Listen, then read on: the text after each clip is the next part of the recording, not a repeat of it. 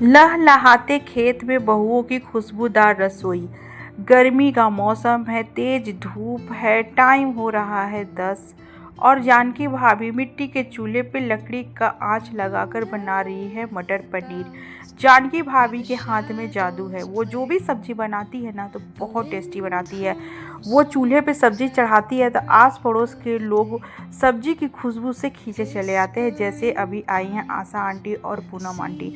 आशा aunty बोलती है कि कौशल्या बहन, तुम्हारी बहू जब चूल्हे पे खाना चढ़ाती है ना तो भाई कंट्रोल नहीं होता है। मैं आ गई तुम्हारे घर, मुझे ना थोड़ा सा सब्जी दे दो।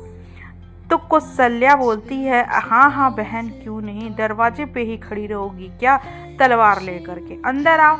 पूनम आंटी बोलती है कि हाँ बहन, मुझे भी थोड़ा सा सब्जी दिला देना जानकी बहू के हाथों का, और हाँ अचार भी दे देना, क्योंकि तुम्हारे घर का अचार का ना टेस्ट बहुत अच्छा लगता है। मेरे घर वाले जो हैं वो तुम्हारे घर के अचार के बिना खाना ही नहीं खाते हैं। पिछले बार ले गई थी तो ख़त्म हो गया है।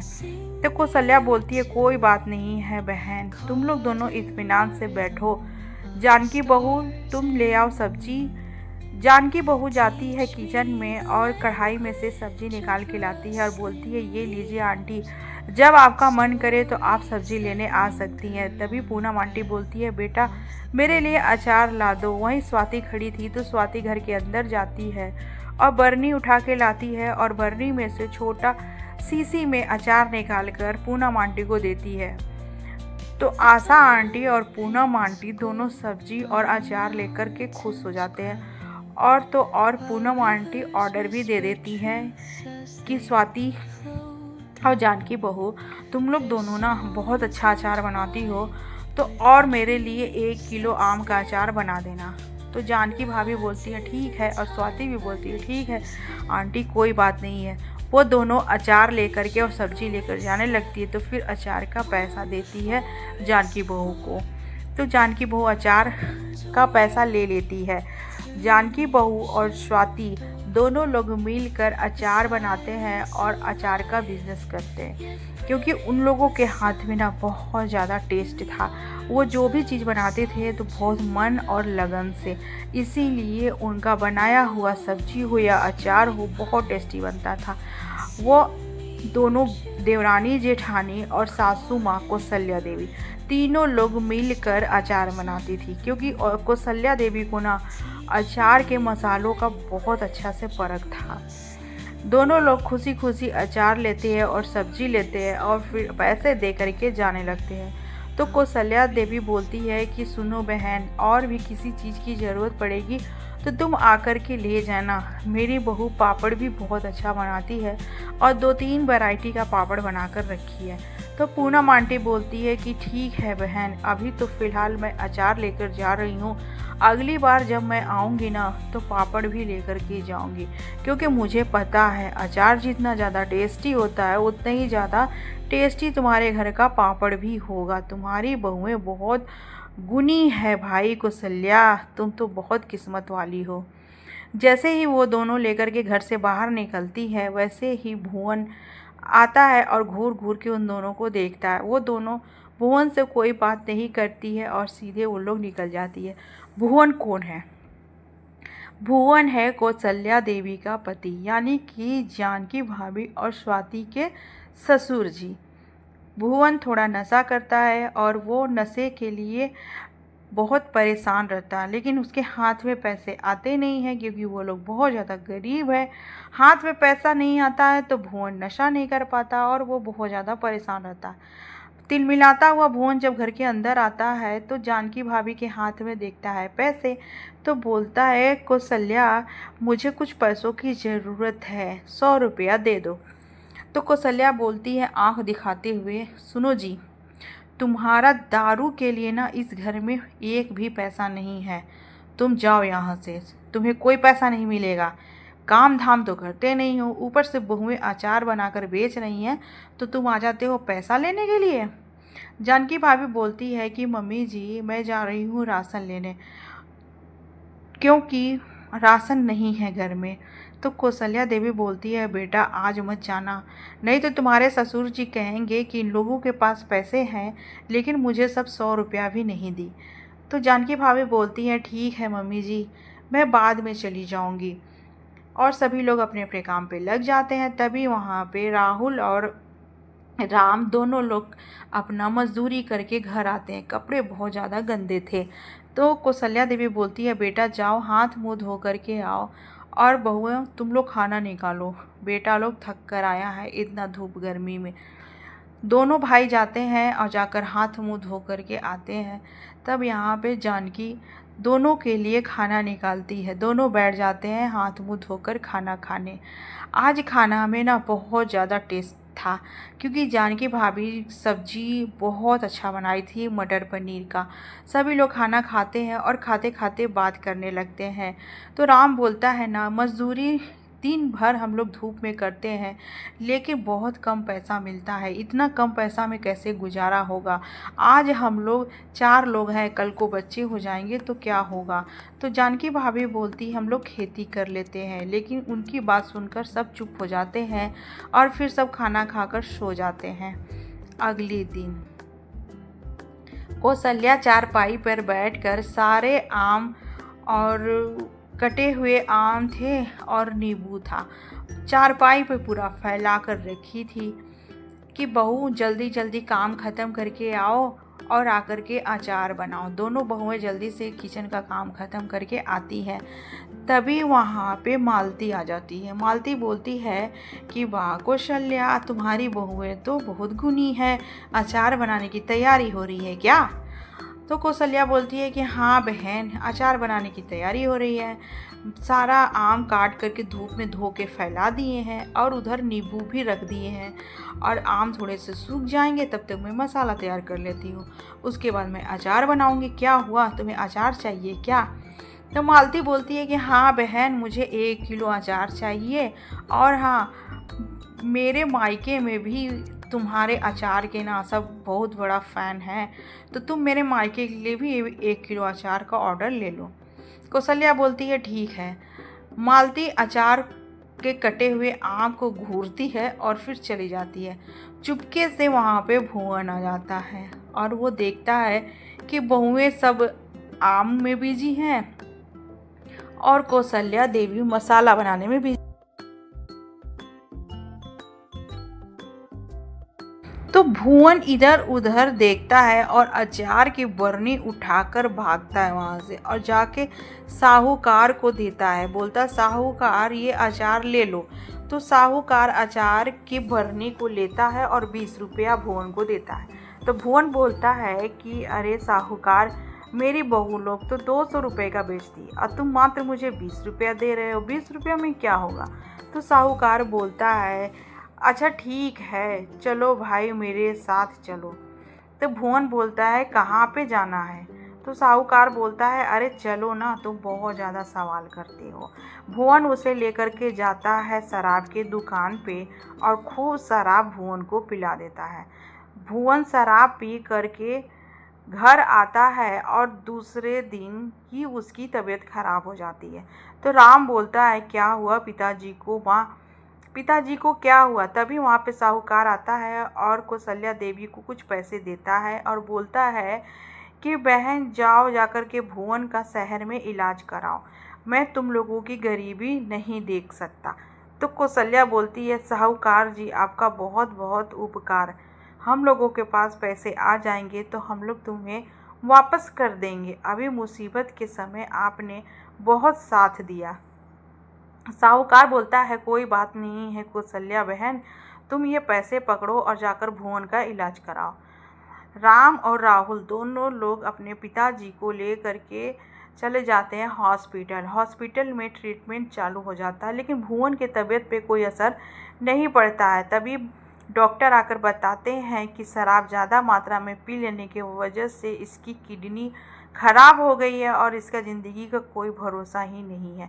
अगले ही दिन भुवन दुनिया छोड़कर चला जाता है। कौशल्या देवी और जानकी भाभी और स्वाति सभी लोग बहुत रोते हैं। तो जानकी भाभी बोलती है कि मम्मी जी अब कैसे होगा, घर कैसे चलेगा, पापा जी भी हम लोगों को छोड़कर चले गए और दोनों भाई दिन भर मजदूरी करते हैं और 2-4 पैसे ही कमा कर लाते हैं, अब क्या होगा। तो कौशल्या देवी बोलती है कि हाँ बहू, मेरी भी कुछ समझ में नहीं आ रहा है। तो स्वाति बोलती है चलिए हम लोग खेती करते हैं। कौशल्या देवी खेती के नाम से ही चुप हो जाती है। जो थोड़े बहुत पैसे थे वो पैसे लेकर के सास बहू जाती है मार्केट, और सब्जी लेकर जब वापस आ रही थी तो जानकी भाभी खेत की तरफ घूमने चली जाती है। वहाँ जाकर खेत का मिट्टी उठाकर चखती है तो उसमें नमक था। तो जानकी भाभी बोलती है स्वाति, मिट्टी को थोड़ा सा चखो, खेत की मिट्टी में नमक है और जिस मिट्टी में नमक होता है वहाँ की भूमि उपजाऊ नहीं होती है, बंजर हो जाती है, क्योंकि नमक की वजह से फसल जल जाता है। तो स्वाति बोलती है तब भाभी आगे क्या किया जाए। तो जानकी भाभी बोलती है कि नहर यहाँ से ज़्यादा दूर नहीं है, अगर नहर का पानी खेत में मोड़ दिया जाए तो हम लोगों का ज़मीन उपजाऊ हो सकता है। कौशल्या देवी बोलती है ठीक है बेटा, घर चलकर सभी से बातें करते हैं। सभी लोग घर आते हैं और राहुल और राम को सारी बात बताते हैं। राहुल और राम बोलते हैं ठीक है। अगले दिन सभी लोग जाते हैं खेत पे और फिर जुगाड़ लगाते हैं कि नहर का पानी कैसे खेत में लाया जाए। इतना ज़्यादा पैसा तो था नहीं कि पाइप घर में आ सके। तभी स्वाति बोलती है कि भाभी, टूटा हुआ घड़ा को आपस में जोड़ जोड़ कर हम लोग पाइप बना सकते हैं। तो जानकी भाभी बोलती है कि हाँ स्वाति, तुम्हारा आइडिया सही है। राम बोलता है ठीक है, तो अब हम सभी लोगों को कुम्हार के पास चलना चाहिए ताकि टूटा हुआ घड़ा मिल सके। तो जानकी भाभी बोलती है हाँ जी, आप बिल्कुल सही कह रहे हैं। तो सभी लोग चले जाते हैं कुम्हार के घर, और कुम्हार के घर जाकर के पूछते हैं कि भैया, अगर आपके पास टूटा हुआ घड़ा है तो हम लोगों को दे दो। तो कुम्हार बोलता है कि हाँ भाई, मेरे पास तो टूटा हुआ घड़ा है, लेकिन मैं उसे तो दूसरे काम के लिए रखा हूँ। तो ये लोग जिद करने लगते हैं कि नहीं नहीं, मुझे घड़ा दे दो। तो कुम्हार बोलता है ठीक है, मैं तो अपने काम के लिए रखा था, लेकिन तुम लोग इतना जिद कर रहे हो तो जाओ ले लो, सारा टूटा हुआ घड़ा वहाँ रखा हुआ है। तो पूरा परिवार घड़ा को देखता है और एक एक घड़ा उठा के लेके जाने में तो बहुत टाइम लगता। तभी वहाँ राहुल एक ठेला लेकर के आता है और सारा टूटा हुआ घड़ा उस ठेला के ऊपर रख देता है, ताकि इकट्ठे एक ही बार में पूरा टूटा हुआ घड़ा खेत पे जा सके। एक एक घड़ा लेकर के जाने में बहुत ज़्यादा टाइम लगता, इसीलिए राहुल वहाँ पे ठेला लेकर के आया था। जानकी भाभी और स्वाति दोनों टूटे हुए घड़े को आपस में जोड़कर एक नाली नुमा बना देते हैं और उसे मिट्टी से कवर कर देते हैं ताकि घड़ा टूटे ना, और रोका हुआ बांध का पानी, नहर का पानी जो था वो घड़े में खोल दिया जाता, जिससे घड़े से होता हुआ पानी खेत में आ जाता। पहली बार खेत में पानी देखकर पूरा परिवार खुशी से झूम उठता है और मम्मी जी बोलती है कि बेटा चलो घर और जल्दी से खाना पीना बना कर के सो जाओ, फिर अगले दिन से काम चालू हो जाएगा। तो जानकी भाभी बोलती है ठीक है मम्मी जी। सभी घर आते हैं और खाना बनाती है जानकी बहू स्वाति मिलकर, सभी लोग खाते पीते हैं और सो जाते हैं। अगले दिन सभी लोग खेत पे जाते हैं तो क्या देखते हैं, खेत में पूरा पानी भरा हुआ था। तो जानकी भाभी बोलती है कि अब करनी होगी कड़ी मेहनत, हम लोगों के पास बैल नहीं है जिससे खेत की जुताई की जाए। तो स्वाति बोलती है कोई बात नहीं है भाभी, अगर अगर निश्चय अडिग है तो कोई भी काम मुश्किल नहीं है। दोनों भाई और दोनों भाभियाँ, दोनों लोग, चारों लोग मिलकर खेत की जुताई करते हैं, बीज डालते हैं और फिर पानी डालते हैं। देखते ही देखते छोटे छोटे पौधे उग जाते हैं, खाद डलता है, और जानकी भाभी और स्वाति और कौशल्या देवी दिन रात खेत की देखभाल करते हैं, जिससे छोटे छोटे पौधे उग जाते हैं। तो जानकी भाभी बोलती है कि खेत की देखभाल कैसे होगी, हम लोगों का घर दूर है। तो स्वाति बोलती है कोई बात नहीं है भाभी, हम लोग खेत में ही अपना एक झोपड़ा बना लेंगे। तो जानकी भाभी बोलती है कि हाँ स्वाति, तुम बिल्कुल सही कह रही हो। अगले दिन जानकी भाभी, स्वाति, राम, राहुल और कौशल्या देवी मिलकर बांस लाते हैं, खंभा गाड़ते हैं और झाड़ से बांध कर अच्छा खासा सा एक झोपड़ा बना लेते हैं। तो जानकी भाभी बोलती है कि इस झोपड़े में हम लोग दिन भर रहेंगे तो हम लोग खेती का देखभाल भी कर पाएंगे, नहीं तो कोई जानवर नुकसान न कर दे हम लोगों की खेती का। तो स्वाति बोलती है, हाँ भाभी आप बिल्कुल सही कह रही हैं। तो देखते ही देखते दिन भर मेहनत करने के बाद एक छोटा सा झोपड़ी बनकर तैयार हो जाता है। कौशल्या देवी बोलती है कि बेटा अब चलो घर घर चलते हैं और खाना वाना खा करके फिर आते हैं खेत में। तो जानकी भाभी बोलती हैं कि हाँ मम्मी जी, अब हम लोगों का फसल तैयार हो गया है, यहाँ बैगन, से मैं टमाटर, सब्जी लेकर मूली, के घर गाजर, चलती गोभी हूँ। सारा तो सब्जी तोड़ लेती है स्वाति और एक डलिया भर कर घर लेकर के आती है। तो जानकी भाभी और स्वाति दोनों लोग मिलकर चूल्हा जलाते हैं और फिर खेत की हरी हरी सब्जियां काट करके सब्जियां बनाई जाती है। लेकिन सब्जी बनते ही इतनी अच्छी खुशबू आ रही थी कि आस पड़ोस के लोग सोचते थे कि अरे जानकी बहू कैसे खाना बनाती है, स्वाति कैसे खाना बनाती है। चूल्हे में लगता है आग और जानकी भाभी स्वाति दोनों लोग मिलकर खाना बनाना स्टार्ट करते हैं। आस पड़ोस के लोग बोलते हैं, अरे भाई किसके घर इतना स्वादिष्ट खाना बन रहा है। सभी लोग खाना खाने बैठते हैं। तभी राम बोलता है कि मम्मी आज का सब्जी तो बहुत टेस्टी है। तो कौशल्या देवी बोलती है, हाँ बेटा सब्जी तो टेस्टी लगेगा ही, क्योंकि खेत का ताज़ा ताज़ा सब्जी बना हुआ है। राम, राहुल, स्वाति और जानकी भाभी और कौशल्या देवी सभी लोग अपने खेत का उगाया हुआ सब्जी खा करके एकदम तृप्त हो जाते हैं और उन लोगों का मन बहुत खुश हो जाता है कि अब हम लोगों की मेहनत रंग लाई। तभी एक आदमी जाकर साहूकार को बता देता है कि साहूकार जी, उस बंजर ज़मीन में अब खेती हो रहा है, फसल उग रहा है, सब्जी उग रहा है। तो साहूकार तिलमिला जाता है, बोलता है उन लोगों की इतनी हिम्मत, बंजर ज़मीन में उन लोग खेती कर रहे हैं।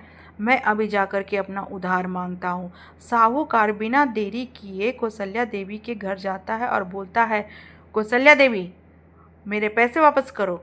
कौशल्या देवी बोलती है कि जी साहूकार जी, मैं आपको पैसे दे दूंगी, मुझे कुछ महीनों की मोहलत दीजिए। अभी मेरा सब्जी का पौधा अभी छोटा छोटा है, थोड़ा सब्जी बढ़ जाएगा, मैं उसे बाजार में बेच कर आपके पैसे चुकता कर दूंगी। आप बिल्कुल चिंता मत कीजिए, आप इतना दिन की मोहलत दिए, थोड़ा दिन की और मोहलत दे दीजिए। कौशल्या देवी के बार बार कहने पे साहूकार बोलता है, ठीक है कुछ दिन की मोहलत ले लो, उसके बाद मैं बिल्कुल नहीं रुकूंगा। राम रोज पौधों में खाद डालता था, राहुल पानी डालता और उसमें का कंकड़ पत्थर चुनता, रात दिन बहुएं सेवा करती खेतों में जाकर के, तब जाके उन लोगों का फसल तैयार हुआ। जानकी भाभी उस झोपड़ी के आगे बनाती है चूल्हा और स्वाति खेतों में से सब्जी तोड़ कर लाती है और दोनों देवरानी जेठानी मिलकर खाना बनाती है। राम और राहुल दोनों लोग मजदूरी कर कर आते हैं और वही आंगन में बैठकर खाना खाते हैं। राम और राहुल खाने की बहुत तारीफ करते हैं, बोलते हैं स्वाति आज तुमने खाना बहुत टेस्टी बनाया है। तो स्वाति बोलती है खाना तो टेस्टी बनेगा ही, क्योंकि खेत की सब्जी जो बनाई है। आस पड़ोस के लोग बोलते हैं, अरे वाह सब्जी में से बहुत अच्छी खुशबू आ रही है। तो राम बोलता है कि हाँ मेरे घर की सब्जी का भाई बात ही कुछ और है, क्योंकि घर की हरी हरी सब्जी से हम लोगों के घर में खाना बनता है। अभी सब्जियां तैयार होने में टाइम था और दिमाग में टेंशन था कि साहूकार को पैसा कैसे दिया जाएगा, कैसे कुछ जुगाड़ लगाया जाए। तभी साहूकार वहाँ के मुखिया को बोल देता है कि मुखिया जी, ये लोग हम लोगों का पैसा मेरा ले लिए हैं, हड़प लिए हैं और ये लोग वापस नहीं कर रहे। तो मुखिया जी राहुल को, राम को, जानकी भाभी को, स्वाति को और कौशल्या देवी को बुलाते हैं और बोलते हैं आप लोग साहूकार का पैसा क्यों नहीं वापस कर रहे हैं। तो राम बोलता है कि मुखिया जी साहूकार का पैसा हम लोग वापस कर देंगे, बस कुछ दिन की मोहलत चाहिए। हम लोगों का फसल तैयार ही हो गया है, उसे मार्केट में ले जा कर के बेचेंगे, फिर उसके बाद साहूकार का पैसा दे देंगे। इतना करके पूरा परिवार घर आ जाता है और खाना खाकर सो जाता है। तभी जानकी भाभी को सपना आता है कि भुवन आके बोलता है कि बहू तुम सोई रहो और साहूकार खेत बर्बाद कर देगा। जानकी भाभी उठती हैं और सभी को जगाती हैं और बोलती हैं कि पापा जी सपने में आए थे और ऐसा ऐसा बोल रहे थे। तभी वो लोग सभी लोग खेत पे जाते हैं तो क्या देखते हैं कि साहूकार नमक लेकर के आता है और पौधों में छिड़क रहा था। राहुल और राम दोनों लोग मिलकर साहूकार की खूब पिटाई करते हैं। तभी जानकी भाभी बोलती है कि हम लोगों का खेत बंजर नहीं था मम्मी जी, ये साहूकार ही गेम खेला था और हम लोगों के खेत में नमक डाल दिया था, जिसकी वजह से हम लोग का खेत बंजर हो गया था और ये हम लोगों का ज़मीन हथियाना चाहता है। इसीलिए पापा जी को भी कर्ज दिया और हम लोगों को भी कर्ज दिया ताकि हम लोग इसका कर्ज वापस न कर सके और उसके बदले में ये हम लोगों का ज़मीन हथिया लेगा। तो राम बोलता है कि नहीं जानकी, अब इसका गेम नहीं चल पाएगा क्योंकि इसका गेम हम लोग समझ चुके हैं। अब हम लोग को पैसा का जुगाड़ करना पड़ेगा, लेकिन अब इतनी जल्दी पैसा आएगा कहाँ से? तो जानकी भाभी बोलती हैं कि सही बात है, अब इतना पैसा आएगा कहाँ से? अब हम लोग दूसरा काम करेंगे तभी कुछ हो सकता है, क्योंकि अभी फसल पूरा अच्छे से तैयार नहीं हुआ है। तो सभी लोग मिलकर प्लानिंग करते हैं कि हम लोग ना टिफ़िन का काम करते हैं। अगर हम लोग टिफ़िन का काम करेंगे तो आमदनी कुछ हो जाएगा। तो फिर डन होता है, सभी लोग काम पे लग जाते हैं। कोई टिफ़िन खरीदने जाता है, कोई बड़ा बर्तन खरीदने जाता है और कोई ढेर सारी सब्ज़ी लाता है। राम लेकर के आता है एक साइकिल और दोनों बहुएँ ज़्यादा मात्रा में खाना बनाती है। जानकी भाभी और स्वाति, कौशल्या देवी पूरा टिफ़िन पैक करती है और भाई टिफ़िन हो गया है रेडी। राहुल और राम दोनों लोग साइकिल पे लोड करते हैं, टिफ़िन लेकर के काम पे चले जाते हैं। जहाँ पे राम और राहुल मजदूरी करते थे वहीं पे टिफ़िन लेकर के जाते हैं। तो अब बाकी के मज़दूर बोलते हैं कि अरे राम भाई कितने का टिफ़िन दोगे? तो राम भाई बोलते हैं 30 रुपए का। तो 30 रुपए में सभी लोग टिफ़िन ले लेते हैं और फिर खाते हैं और ज़्यादा ऑर्डर आ जाता है। तो जानकी भाभी और स्वाति और ज़्यादा बढ़ाकर खाना बनाने लगते हैं और टिफ़िन आता है और टिफ़िन पैक होकर जाने लगता है। तभी गांव के कुछ लोग आते हैं और बोलते हैं कि हम लोगों को भी खाना आप लोग ही दीजिएगा, हम लोगों का नाम लिख लीजिए। तो जानकी भाभी बोलती है ठीक है, जानकी भाभी बोलती है कि आप लोग भी अपना नाम लिखवा लीजिए, आप लोगों के लिए भी टिफ़िन तैयार हो जाएगा। गांव के लोग खुश हो जाते हैं कि रोज़ हम लोग सोचते थे कि इतना अच्छा खाना का खुशबू कहाँ से आ रहा है, ये तो 5 स्टार होटल से भी अच्छा खुशबू है। तो जानकी भाभी और स्वाति सभी का नाम लिख लेती है और कल से ज़्यादा मात्रा में खाना बनाने के लिए वो लोग सोचती है। फिर सभी लोग बैठकर आपस में बातें करते हैं और सोचते हैं कि इस तरह तो धीरे धीरे बिजनेस चलेगा, लेकिन धीरे धीरे पैसे आएंगे, सब्जी बेचकर अलग और टिफ़िन का काम करके अलग। लेकिन इतना जल्दी साहूकार का पैसा कैसे इकट्ठा होगा? अगर साहूकार का पैसा इकट्ठा नहीं हुआ तो साहूकार हम लोगों का ज़मीन हथिया लेगा और फिर हम लोग क्या करेंगे? पूरा घर परेशान था।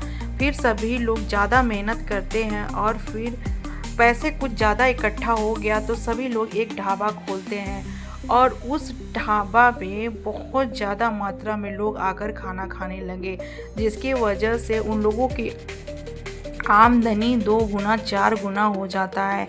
हम लगता था जैसे कि पूरा गांव ही उनके ढाबे पे टूट पड़ा है, क्योंकि जानकी भाभी और स्वाति के हाथ में जो जादू था वो किसी और के हाथ में नहीं था। वो लोग बहुत ज़्यादा टेस्टी खाना बनाती थी, जिसके वजह से सभी लोग खाना मांग मांग कर खाते थे और उन लोगों का बिक्री बढ़ने लगा। धीरे धीरे करके बहुत ज़्यादा आमदनी होने लगा और फिर एक दिन मुखिया जी के सामने साहूकार को पूरा का पूरा पैसा सौंप देने का टाइम आ गया। राम बोलता है कि ये लीजिए साहूकार जी, आपका सूद समेत पैसा पूरा का पूरा है, आप ले लीजिए। तभी वहाँ पे एक आदमी आता है और बोलता है कि राम, तुमको पता है तुम्हारे पिता भुवन को ज़बरदस्ती ये साहूकार शराब पिलाता था ताकि तुम्हारे पिता मर जाए और तुम्हारे पिता का ज़मीन वो हथिया ले। और 2 आदमी और आते हैं और वो बोलते हैं कि तुम्हारे ज़मीन में साहूकार नमक छिड़क रहा था, मैंने देखा है। ये सारी बातें मुखिया के सामने हो जाती है तो मुखिया बहुत गुस्सा होता है साहूकार के ऊपर और बोलता है, साहूकार तुम ये गांव छोड़कर अभी के अभी बाहर चले जाओ। मुखिया का कहा हुआ बात साहूकार टाल नहीं पाता है और साहूकार बिना पैसे लिए वो गांव छोड़कर चला जाता है। जानकी भाभी, स्वाति, कौशल्या देवी, राम, राहुल सभी का बिजनेस अच्छा खासा चलने लगता है और पैसे भी बच जाते हैं।